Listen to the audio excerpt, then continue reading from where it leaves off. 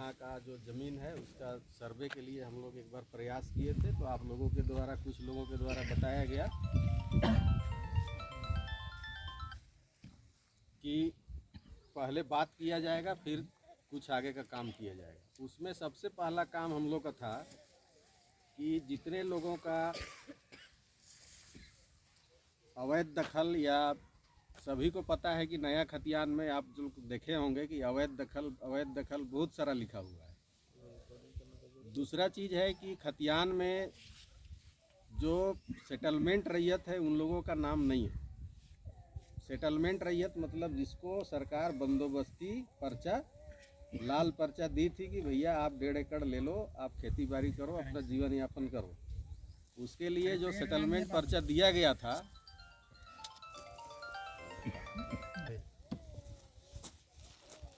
तो उस पर्चा के माध्यम से हमारे यहाँ के और अगल बगल के गांव के जितने भी रैयत थे उनका सेटलमेंट हुआ, उनको पर्चा मिला और उस ज़मीन पर वो लोग कब्जा में चले गए और खेती बाड़ी अभी कर रहे हैं।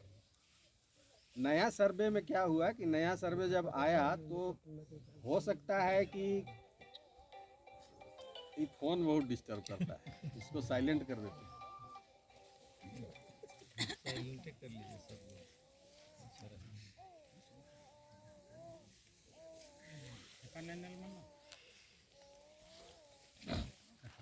लेकिन इसके बिना काम भी तो नहीं चलता है। पहले था जल ही जीवन है, अब हो गया मोबाइल ही जीवन। सब चीज़ इसी से होगा।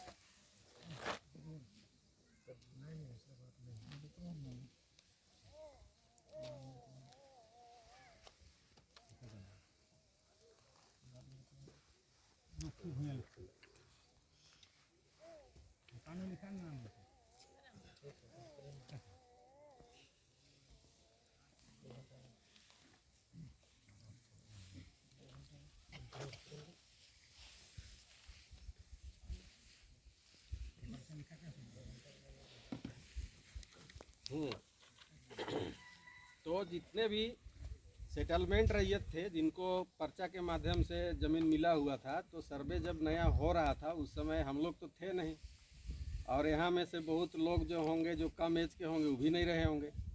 तो जो हमारे बुजुर्ग रहे होंगे गांव का पूर्वज लोग जो अभी डेथ भी कर गए होंगे उस समय का, तो उन लोगों के द्वारा ध्यान नहीं दिया गया कि हमारे यहाँ सर्वे हो रहा है, तो अपना पर्चा को और अपना रसीद को नहीं दिखा पाए होंगे।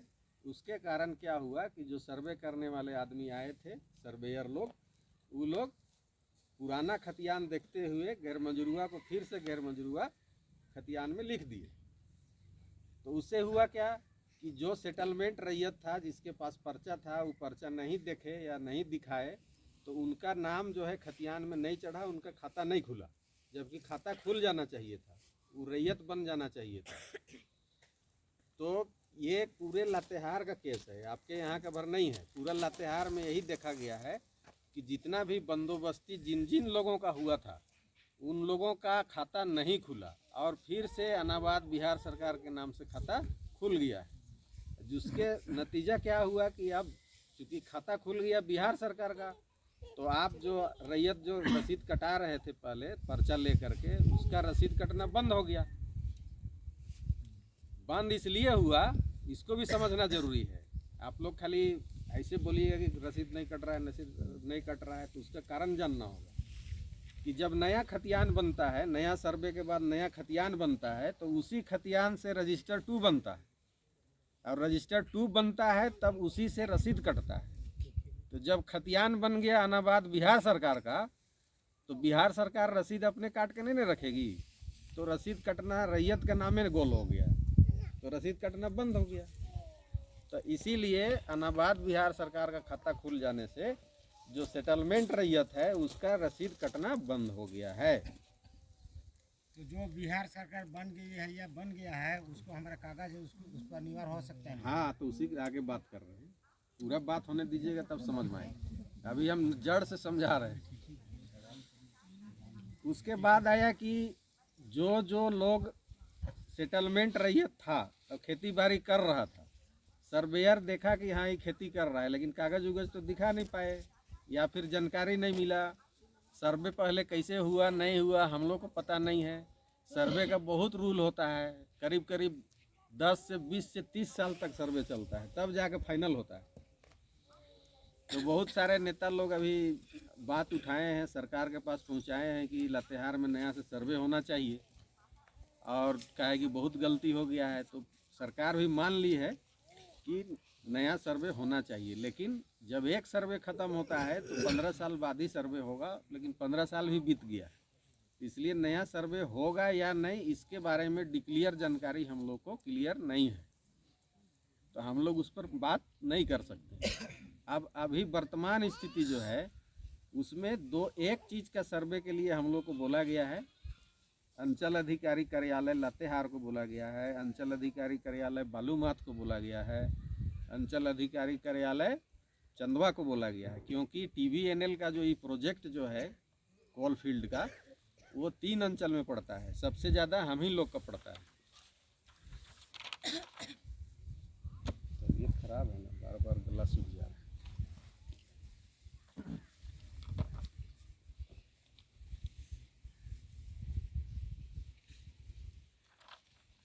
तो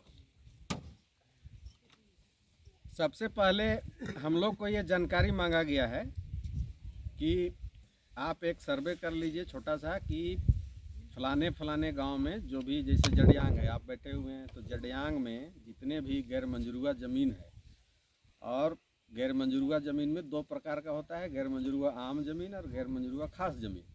तो दोनों का आप एग्जैक्ट फिगर हमको दीजिए कि गैर मंजूरुआ खास ज़मीन कितना है, और उसमें जब भी सेटलमेंट होता है तो गैर मंजूरुआ खास ज़मीन का सेटलमेंट होता है, गैर मंजूरुआ आम का सेटलमेंट नहीं होता है। तो गैर मंजूरुआ खास ज़मीन का सेटलमेंट कितना कितना आदमी को हुआ है, और कितना कितना आदमी जो है उनका रसीद कट रहा है, रजिस्टर 2 में नाम है, और कितना आदमी का अभी तक सेटलमेंट नहीं हुआ है और वो केवल अवैध दखल के रूप में खेत में खेती कर रहे हैं, उनका कागज़ नहीं है, केवल वो अपना दखल करके खेती कर रहे हैं। तो उसका डिटेल हम लोग से मांगा गया है CO ऑफिस से। तो उसी दौरान में हम लोग इसका ट्रायल ले रहे हैं कि आप वैसे रैयत जिसको सेटलमेंट हुआ है और जिसका रसीद नहीं कटा है, ऐसे भी लोग हो सकते हैं।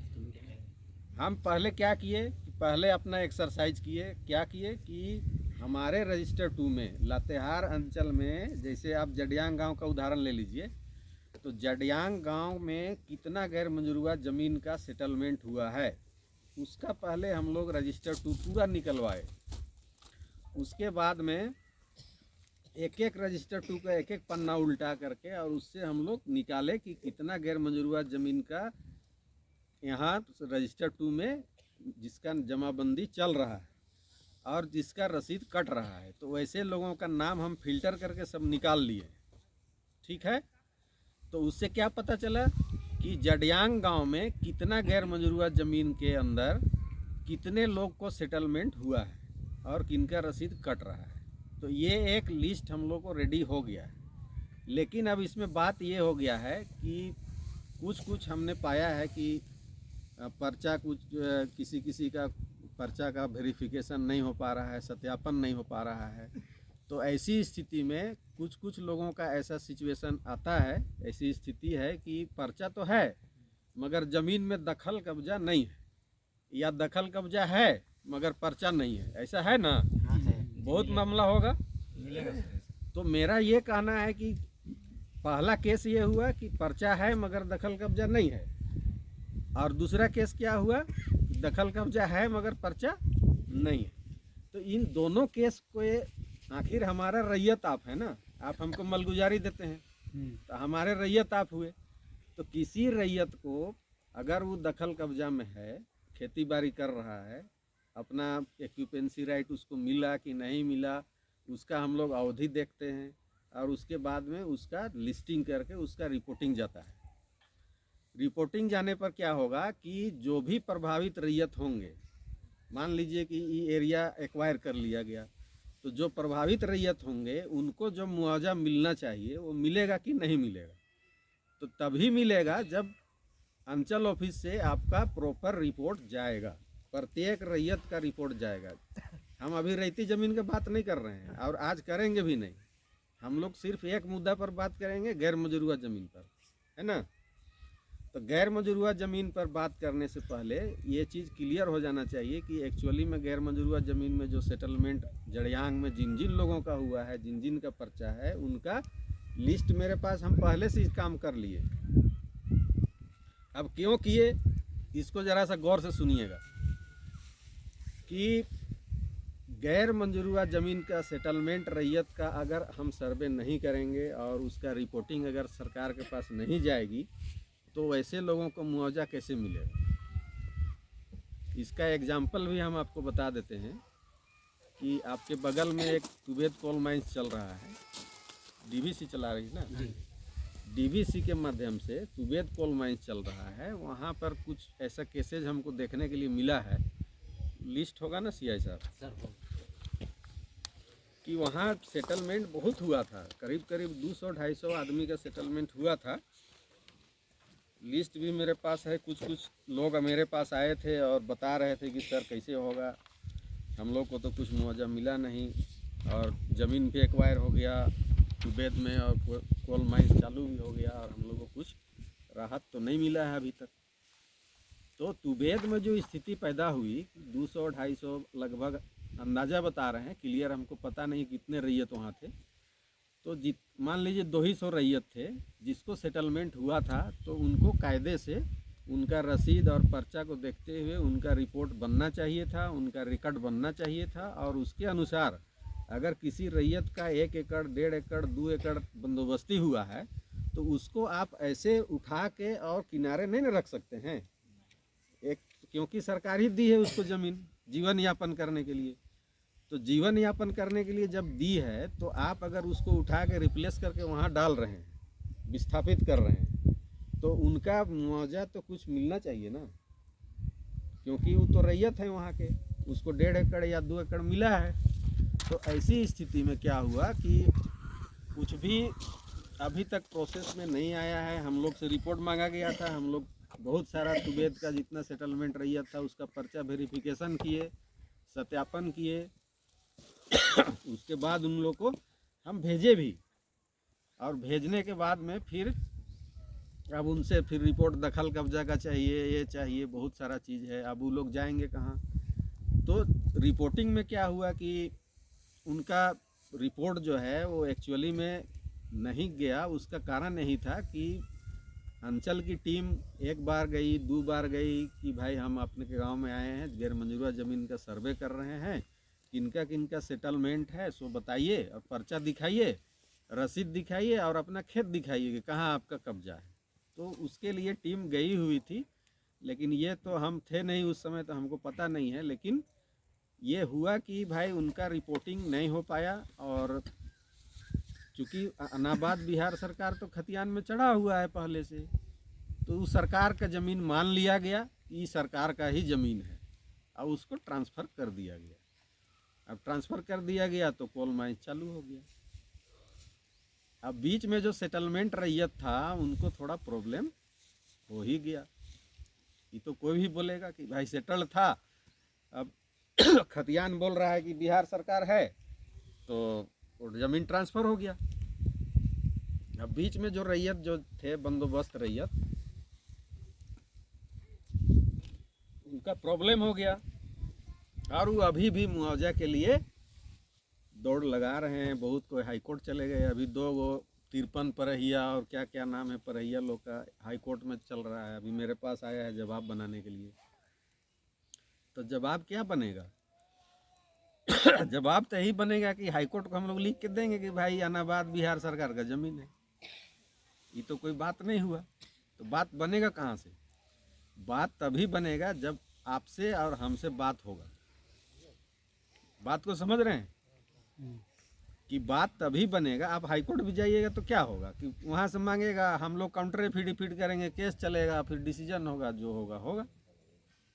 लेकिन अब चूँकि जो पैसा रैयत को जाना चाहिए था वो अब गवर्नमेंट को चला गया, तो अब वहाँ से पैसा फिर आएगा, फिर उसको दिलाएगा नहीं दिलाएगा, ये थोड़ा डिफ़िकल्ट है, कठिनाई है इसमें। तो हम लोग सोचे कि मीटिंग में बात हुई कि हम लोग को बोला गया कि जो गैर मजरूआ ज़मीन है उसको आप फिल्टर करके ट्रांसफ़र कर दीजिए। तो मीटिंग में हम अड़े कि भाई नहीं सर, ऐसा है कि हमारे यहाँ बंदोबस्त रैयत जो हैं बहुत सारे हैं, तो हमको एक बार फील्ड में जाना होगा और दखल कब्जा देखना होगा, फिजिकली लोगों से बात करना होगा, उसके बाद फिल्टर करके तब हम लोग काम करेंगे। तो डीसी साहब को हमने डायरेक्ट बोला है और एसी साहब को भी बोला कि सर हम लोग को एक बार चांस दीजिए, फील्ड में जाएंगे, लोगों से बात करेंगे, उनका दखल कब्जा देखेंगे, रसीद पत्र देखेंगे, तब हम लोग उसको फिल्टर करके फाइनल रिपोर्ट करेंगे ताकि फिर आगे का काम हो सके। तो इसी काम के लिए हम लोग यहाँ पर बैठे हैं चर्चा करने के लिए कि आपसे हमारी डायरेक्ट बात होगी, आप लोग की चीज़ों को हम लोग समझेंगे और फिर हमारी बात जो है आप तक पहुँचे, और फेस टू फेस बात होने से बहुत सारा समस्या का समाधान यहीं पर हो जाता है। और आप लोग का सहयोग चाहिए कि आप अपना जो भी सेटलमेंट ज़मीन है उसको अपना दखल कब्जा दिखाइए, अपना पर्चा दिखाइए। बाकी जो काम करना है अंचल ऑलरेडी कर चुका है कि अंचल के माध्यम से हम लोग लिस्टिंग भी किए हैं। कितने लोगों का नाम है सीआई साहब?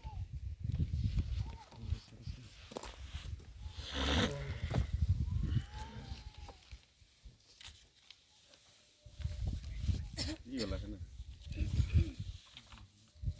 नहीं ये तो अवैध दखल है।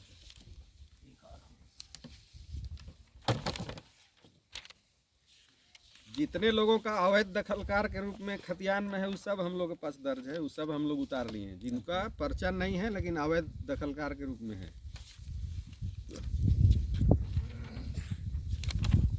तो अवैध दखल वाला है। इसमें कितना रैयत है? बहुत सारा है, बहुत सारा अभी इसमें 145 रैयत का हम लोग कैलकुलेट किए हैं। अभी तो और पता चलेगा ना, पर जाने पर बहुत सारा डिटेल्स मिलेगा।